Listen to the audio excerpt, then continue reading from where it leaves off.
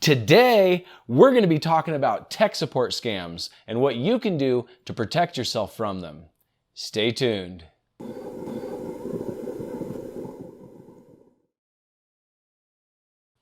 I'm sure we've all been there before, enjoying your day when all of a sudden the phone rings. You pick it up and someone on the other end is claiming to be with Microsoft or Google or a number of other companies. You're having a really hard time understanding his broken English, but he's telling you that your computer is badly infected and he's here to help you. It may be unbelievable that there are people who actually fall for these scams, but trust me, people really do. Don't feel bad if you've ever fallen for one of these guys. I've even been taken by one of these guys before. I had a message one day when I got home from work claiming to be from my local power company, PG&E. They said that they came by my house that day to install a new meter and no one was home. I thought to myself, that's strange. I didn't know I needed a new meter. So I called the number back. I got the same phone system that I'm used to hearing from this company. Literally exactly the same phone system. So I pressed the number that got me to a human being because honestly, I can't stand automated systems. And immediately someone answered the phone. This should have been my first clue because I never call the power company and don't wait on hold for at least a half hour. I explained to him the message about the power meter and he said that we could schedule another appointment to have it installed. The interesting thing about this one was that the guy had absolutely no accent at all. He sounded as American as me. Then he said I'd have to put down a $200 deposit for the new power meter. At this point, I just laughed. I told him, I'm not paying for a power meter. I told him that the power meter is their problem and I'm not going to give them money for it. He said, no problem, then informed me that my power would be shut off if I didn't upgrade to a new meter. At this point, I got a little agitated. I told him that he had no right to shut off my power just because I didn't want to pay for their equipment. Then it hit me. I had fallen hook, line, and sinker. My blood pressure was up, and I was genuinely irritated at this point. They got me. So don't feel bad if you've ever fallen for one of these guys before. It happens to all of... I guess I should put my phone on airplane mode before I start recording. Hello? So the purpose of this call just to inform you about your computer that from past few weeks we have been receiving a report and warning alert from your Windows computer. Wow, what a coincidence. I was just sitting here talking about you guys. So you say there's something wrong with my computer? That sounds really serious. Can you tell me more? Alright, I'm explaining you. Whenever you go online and browse the internet, any kinds of activities on that point of time, your computer automatically downloading some unwanted harmful infections and hacking files, corrupting your internal part of your computer. Wow, hacking files? How do you know what's on my computer? How do you know what my computer is doing? As I told you that, yes, as I told you that, we have been receiving a report and warning alert from your Windows computer. My computer's turned off right now. Should I turn it on so you can take a look at it for me? No, I'm telling you, just let me know when your computer is on. Is this the same guy? You sound like a completely different guy than who I was just talking to. You bloody fuckers, hang up the call right now. Well, that was a little uncalled for. Seriously though, these guys are criminals. They are seeking to steal your money. They prey mostly on the elderly and people that don't know a lot about computers. To be honest with you, I don't think a lot of these guys even understand much about computers themselves. I mean, some of the stuff that I've heard them say is just downright crazy. Like telling people their IP address is infected with a virus. What? That's no different than saying blue sleeps faster than Wednesday. It's a nonsense statement. However, for people who don't understand what these words mean, it might sound like a legitimate problem. These scammers can't hurt you unless you give them access to your computer. Ultimately, that's their goal. They want to take control of your computer, and at that point, all bets are off. As soon as they have access to your computer, they can do whatever they want. I had a customer one time who gave one of these scammers access to his computer, and after a while, he realized what was going on. At that point, a few choice words were exchanged back and forth, and the scammer told him, "Good luck getting your files back," restarted his computer, and hung up. He was met with a password screen right after post. It turned out that the scammer put a password on his hard drive. These passwords are essentially impossible to get around.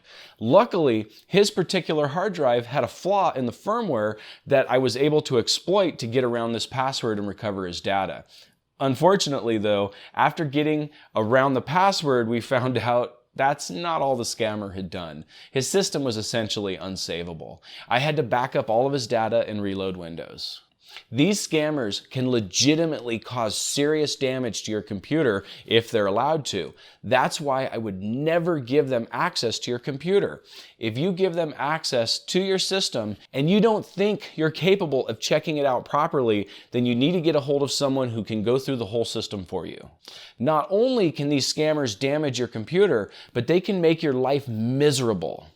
I had a customer give one of these scammers access in order to upgrade his computer from Windows 7 to Windows 10.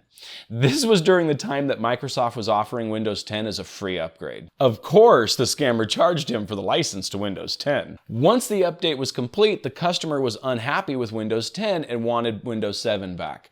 The scammer claimed that would be even more money. At this point, an argument ensued, and the customer hung up on the scammer and called me. It was several days before I could get to the customer's house to take a look at what had happened. He told me that in that time, the scammer had been calling constantly. He said he had to unplug his phone. So I took his phone, plugged it back in, and the instant I did, the phone rang. And it was this Indian guy on the other side screaming at me that he wanted his money. I told him that the jig was up and we knew he was a scammer and he wasn't getting any money. He repeatedly continued to call, telling me what he was going to do to my mother and a bunch of other foul things. Eventually, the only thing we could do was call the phone company and have his phone number changed. Unfortunately, we couldn't even call the phone company directly because the scammer kept calling. We would try to dial the number and the phone would ring right in the middle. The only thing we could do was dial 611, the phone company's repair number, and have the repair guys transfer us to customer service to get the phone number changed. These scammers are ruthless and they can really cause a lot of damage to your computer if you let them. So my recommendation is when you inevitably get one of these calls, just hang up. Tell them you're not interested and hang up the phone.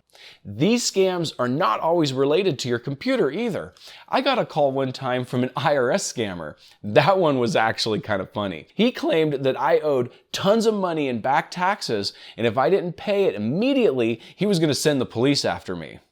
He claimed I had to go buy a bunch of iTunes gift cards. I'm like, when did the IRS start accepting iTunes gift cards? There really is no stoop too low for these people to lower themselves to. They will say anything and do anything to get into your wallet. Ultimately, all they're interested in is your money. They will pose as any company that they think will get them to that goal. The bottom line is here, these scammers are slime. I have seen so many people hurt by these scammers, and while it's easy to make jokes about how ridiculous these scams are, the results of these scams are not funny, especially when they drain an elderly widow's bank account who's already struggling on a fixed income. If you're ever in doubt that the person you're talking to on the phone is a scammer, then just tell them you'll call them back. Tell them you will go online, find the phone number to the company they claim to be with, and call directly. If they squawk at all about this request, then you don't have to doubt any longer if they're a scammer or not. No legitimate company will have a problem with you calling them back. To a scammer, however, that's their kryptonite. Scammers are just a reality in modern society. We're just going to have to get used to them. As long as they're able to take advantage of people, they're going to continue to do what they do. The best way that we can fight this is by letting other people know. So please share this video and help me get the word out. This is just one aspect of computer security. I did another video a while back where I go through lots of different categories of security problems that we face on a daily basis and show you how to stay safe from them. I'll pin that video here, so please go take a look. And if you see anything that I've missed, then mention it in the comments and maybe I'll do another video on it. Before we end this video, I just wanted to share that I have a webpage at cybercputech.com. This page currently has all the show notes to the videos on this channel, and it will soon have merch available to purchase. I'll be selling these shirts that I wear in these videos, and in the meantime, there's a link to these shirts from each video always available in the description below. Not only are they really cool shirts, but they also help me to finance future videos on this channel. Also, follow me on social media. I'm on Twitter at CyberCPU, as well as Instagram at CyberCPU as well. Not only do I share new videos as they're released, but I also share periodic updates on things that I have going on outside of YouTube, with the occasional meme. If this video was helpful to you, then please like this video and don't forget to subscribe to my channel. And hit that bell icon so you can be notified of future videos. I release a new video every week. And before you go, check out one of these videos. Have a great day.